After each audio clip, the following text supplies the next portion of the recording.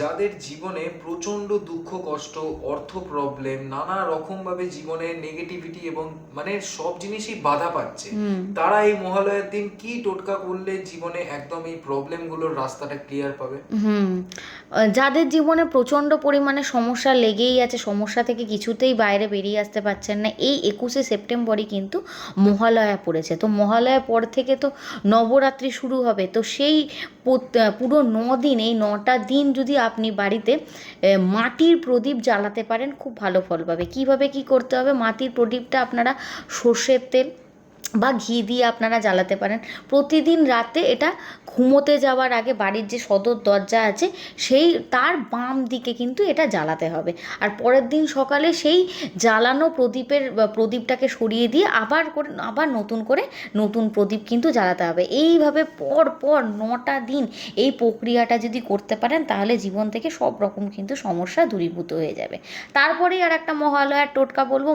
মহালয়ার দিন সকালবেলা অনেকেই তর্পণ করবেন। তো অবশ্যই স্নান করে শুদ্ধ বস্ত্র পরে একটা তামার ঘটি নেবেন, তার মধ্যে একটু গঙ্গা জল, কিছুটা কালো তিল, কিছুটা আতপ চাল, একটুখানি দুধ আর একটা সাদা ফুল মিশিয়ে বাড়ির কোনো ফাঁকা জায়গায় যাবেন।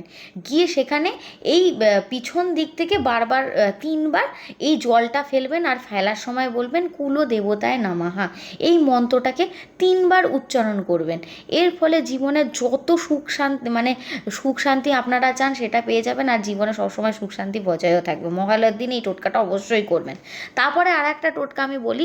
যাদের জীবনে প্রচণ্ড পরিমাণে অর্থ কষ্ট লেগেই আছে, কিছুতেই জীবনে অর্থ দিক থেকে একদমই লাভবান হতে পারছেন না, তাদের জন্য এটা মহালয়ার দিন এই টোটকাটা অবশ্যই করবেন। খুব ভালো টোটকা। সেটা হচ্ছে মহালয়ার দিন সকালবেলায় 4টে বড় রুটি বানাবেন। সেই 4টে বড় রুটির মধ্যে 4খানা লাড্ডু রাখবেন।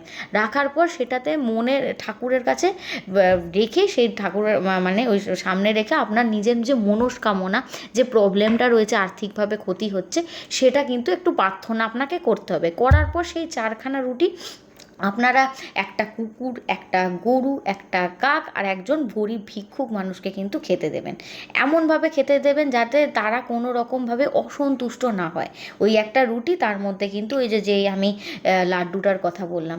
দেখবেন এই কাজটা করার পর সারা জীবন আপনাদের কিন্তু কোনো রকম কোনো ক্ষতি হবে না, সারা জীবন ভালো খাটতে থাকবে, তার সাথে সাথে কিন্তু অর্থপ্রাপ্তি ঘটবে। তো মহালয়ার দিন এই 3খানা টোটকা অবশ্যই করুন, করে আমাকে অবশ্যই জানাবেন। অনেক দিন ধরে করা টোটকা একদিনে কিন্তু পাবেন না, আমি বলেই দিলাম।